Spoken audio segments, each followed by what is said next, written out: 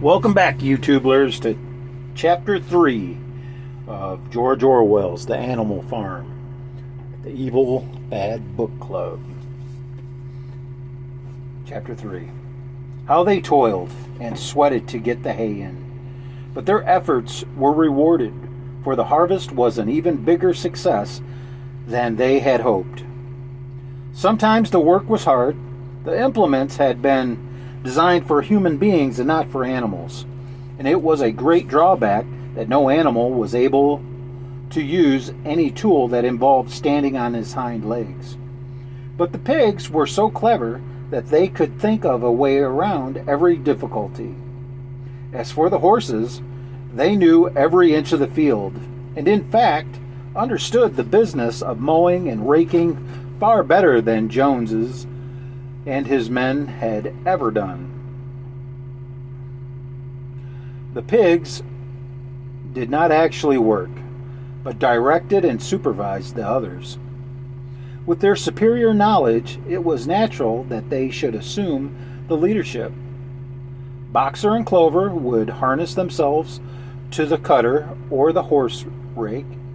No bits and reins were needed in these days, of course, and tramped steadily around and round the field with a pig walking behind and calling up, "Gee up, comrade," or "Whoa back, comrade," as the case might be. And every animal down to the humblest worked at turning the hay and gathering it. Even the ducks and hens toiled to and fro all day in the sun, carrying tiny whiffs of hay in their beaks. In the end, they finished the harvest in 2 days, less time than it had usually taken Jones and his men. Moreover, it was the biggest harvest that the farm had ever seen. There was no wastage whatever. The hens and ducks and their sharp eyes had gathered up the very last stalk, and not an animal on the farm had stolen so much as a mouthful. All through that summer, the work of the farm went like clockwork. The animals were happy as they had never conceived it possibly to be. Every mouthful of food was an acute positive pleasure, now that it was truly their own food, produced by themselves and for themselves, not doled out to them by a grudging master. With the worthless, parasitical human beings gone, there was far more for everyone to eat. There was more leisure, too. Inexperienced though the animals were, they met with many difficulties. For instance, later in the year, when they harvested the corn, they had to tread it out in the ancient style and blow away the chaff with their breath, since the farm possessed no threshing machine. But the pigs, with their cleverness, and Boxer, with his tremendous muscles, always pulled them through. Boxer was the admiration of everybody. He had been a hard worker even in Jones's time. But now he seemed more like 3 horses than 1. There were days when the entire work of the farm seemed to rest on his mighty shoulders. From morning to night he was pushing and pulling, always at the spot where the work was hardest. He had made an arrangement with one of the cockerels to call him in the mornings half an hour earlier than everyone else, and would put in some volunteer labor at whatever seemed to be most needed before the regular day's work began. His answer to every problem, every setback, was, "I will work harder," which he had adopted as his personal motto. But everyone worked according to his capacity. The hens and ducks, for instance, saved 5 bushels of corn at the harvest by gathering up the stray grains. Nobody stole, nobody grumbled over his rations. The quarreling and biting and jealousy, which had been normal features of life in the old days, had almost disappeared. Nobody shirked, or almost nobody. Molly, it was true, was not good at getting up in the mornings, and had a way of leaving work early on the ground that there was a stone in her hoof. and the behavior of the cat was somewhat peculiar. It was soon noticed that when there was work to be done, the cat could never be found. She would vanish for hours on end, and then reappear at mealtimes, or in the evening after work was over, as though nothing had happened. But she always made such excellent excuses and purred so affectionately that it was impossible not to believe in her good intentions. Old Benjamin, the donkey, seemed quite unchanged since the rebellion. He did his work in the same slow, obstinate way as he had done it in Jones's time, never shirking and never volunteering for extra work either. About the rebellion and its results, he would express no opinion. When asked whether he was not happier now that Jones was gone, he would say only, "Donkeys live a long time. None of you has ever seen a dead donkey," and the others had to be content with his cryptic answer. On Sundays, there was no work. Breakfast was an hour later than usual, and after breakfast, there was a ceremony which was observed every week without fail. First came the hoisting of the flag. Snowball had found in the harness room an old green tablecloth of Mrs. Jones's, and had painted on it a hoof and a horn in white.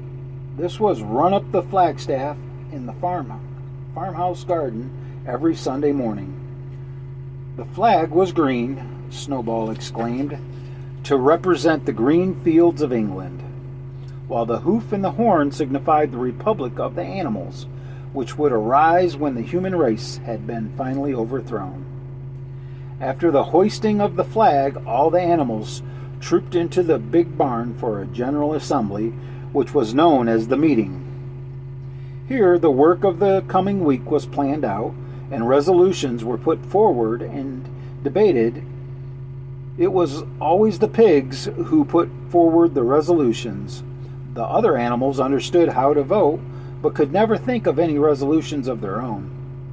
Snowball and Napoleon were by far the most active in the debates, but it was noticed that these two were never in agreement whatever suggestion either of them made. The other could be counted on to oppose it. Even when it was resolved, a thing no one could object to in itself, to set aside the small paddock behind the orchard as a home of rest for animals who were past work. There was a stormy debate over the correct retiring age for each class of animal. The meeting always ended with the singing of the beasts of England, and afternoon was given up to recreation. The pigs had set aside the harness room as a headquarters for themselves. Here, in the evenings, they studied blacksmithing, carpentering, and other necessary arts from books which they had brought out of the farmhouse.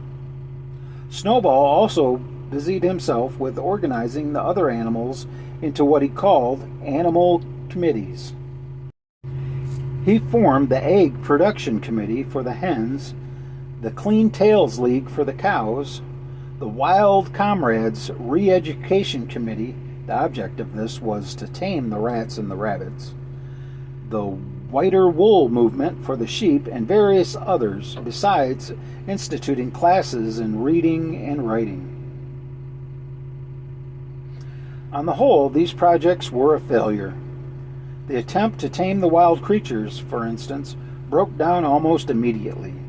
They continued to behave very much as before, and when treated with generosity simply took advantage of it.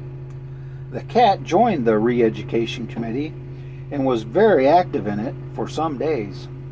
She was seen one day sitting on a roof talking to some sparrows who were just out of her reach.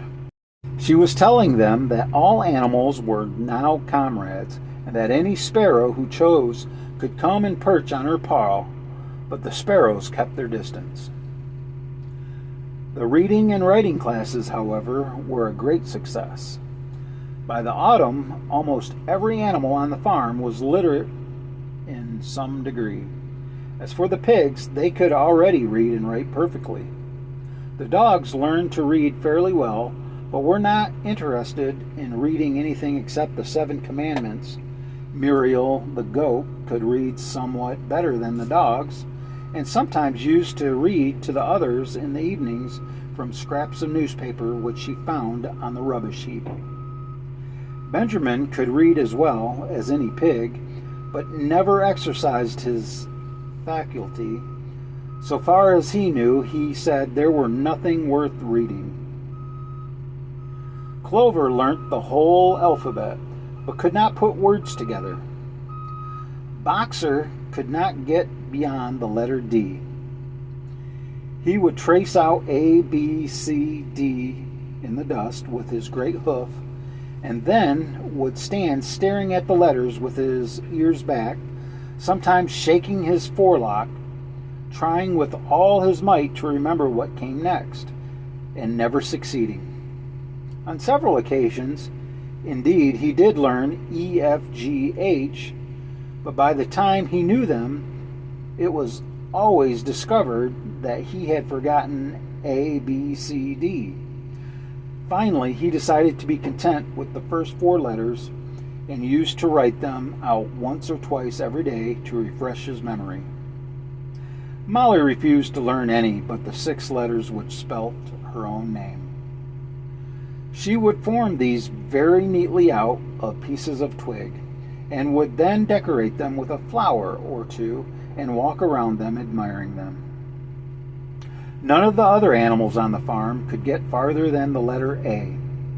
It was also found that the stupider animals, such as the sheep, hens, and ducks, were not unable to learn the 7 Commandments by heart. After such thought, Snowball declared that the 7 Commandments could in effect be reduced to a single maxim, namely, four legs good, 2 legs bad. This, he said, contained the essential principles of animalism.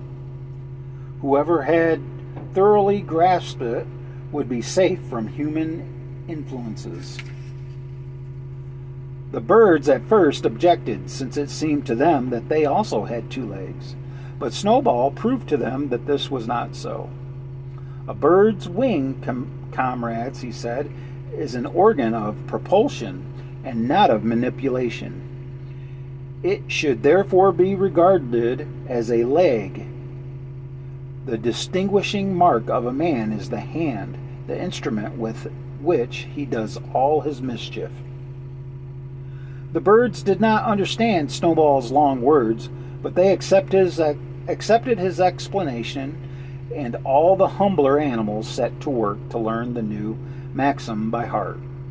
4 legs good, 2 legs bad was inscribed on the end wall of the barn, above the 7 Commandments, and in bigger letters.